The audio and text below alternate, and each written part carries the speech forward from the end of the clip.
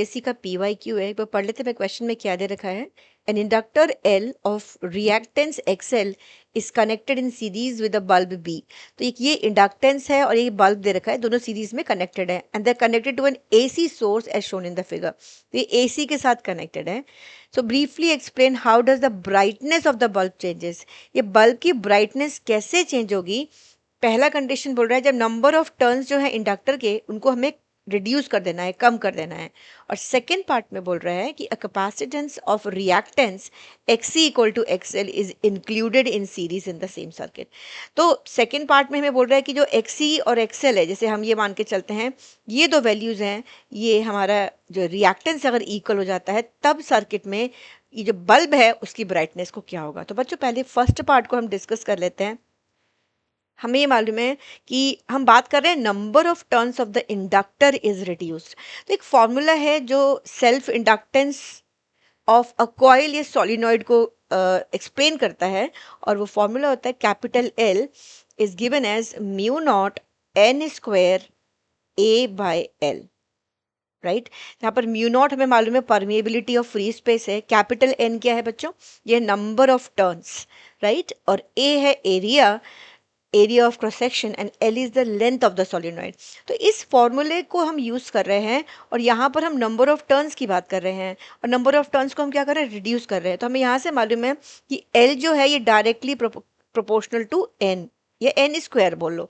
इसका मतलब अगर हम नंबर ऑफ टर्न्स को रिड्यूस करेंगे, right, if N is reduced, number of turns reduce हुआ तो L जो है सेल्फ इंडक्टेंस है ये क्या हो जाएगा, ये भी रिड्यूस हो जाएगा, राइट।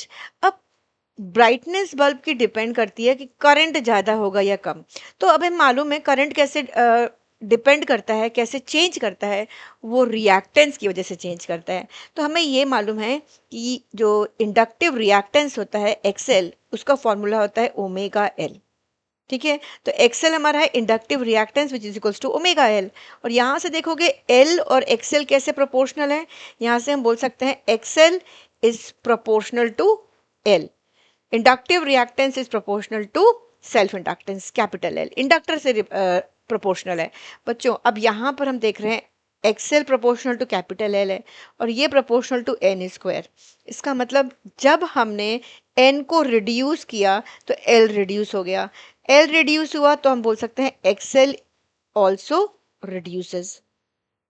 जब XL रिड्यूस हो गया, व्हाट अबाउट करंट, हमें मालूम है कि I जो होता है I इज इक्वल्स टू, हमें मालूम है I is equals to V by XL। जहाँ से XL कम हुआ इसका मतलब हमारी जो करंट है, करंट क्या करेगी, करंट इंक्रीजेस। जब करंट इंक्रीज कर जाएगी बच्चों तो हमें मालूम है brightness of bulb will increase. तो फर्स्ट केस में ब्राइटनेस जो होगी of bulb that will increase. ठीक है, ये तो हमारा फर्स्ट पार्ट आ गया। अब हम जाते हैं सेकेंड पार्ट के लिए।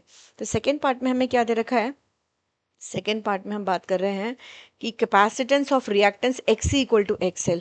जहाँ पर हमारे को दे रखा है XC जो कि कैपेसिटिव रिएक्टेंस है, वो इंडक्टिव रिएक्टेंस के इक्वल हो जाता है, तो सीरीज में आ गए है ना। तो ये दोनों जब इक्वल हो जाएगा तब कैसे हमारा ब्राइटनेस चेंज होगा। बच्चों यहाँ से जब हम बार बार एक ही बात कर रहे हैं कि ब्राइटनेस चेंज होगा जब करंट चेंज होगा। तो करंट के लिए काम करते हैं हम इफेक्टिव रेजिस्टेंस, जिसको हम इम्पिडेंस बोलते हैं सीरीज LCR सर्किट के लिए। तो वो फॉर्मूला होता है Z is equals to root over R square plus XL minus XC whole square, ये हमको मालूम है। तो XL इक्वल टू XC का होने का मतलब है जो ये हमारा ये वाला टर्म है ना, ये जीरो हो गया। ठीक है, तो हम इसको लिख सकते हैं, यहाँ पर हम बोल सकते हैं कि रूट ओवर R स्क्वायर और जो कैपिटल R के बराबर हो गया। तो जब Z हमारा R के बराबर हो गया बच्चों तो ये रेजोनेंस की कंडीशन हो गई, right. So this is the condition of resonance, और रेजोनेंस में हमें मालूम है Z इज मिनिमम। रेजोनेंस में मिनिमम हो जाता है क्योंकि यहाँ पर R के बराबर है सिर्फ, और Z मिनिमम हो जाता है, और करंट क्या हो जाता है, करंट इज मैक्सिमम। जब करंट मैक्सिमम हो गया इसका मतलब ब्राइटनेस जो होगी ना, brightness of bulb will increase. So we can say the bulb will glow with maximum brightness. So we can write brightness of bulb will increase. It means it increases for both the cases. ठीक है, जो दोनों parts हमें पूछे हुए हैं दोनों parts के लिए ही वो इंक्रीज कर जाएगा। Right, I hope the concept is clear to everyone. और ऐसे ही इंटरेस्टिंग फिजिक्स कॉन्सेप्ट के लिए फिजिक्स वेव को लाइक करें और चैनल को सब्सक्राइब करें।